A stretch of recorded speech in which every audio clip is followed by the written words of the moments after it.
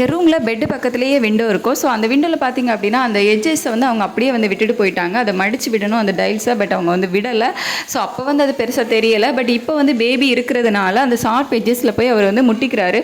So இதை வந்து ஏதாச்சும் பண்ணி சரி பண்ணணும் அப்படின்னு சொல்லிட்டு சரி அதை மடித்து விடலாம் அப்படின்னு சொன்னாங்க. பட் அதுக்கு நமக்கு ஒர்க்கு அண்ட் மணி வந்து அதிகமாகும்.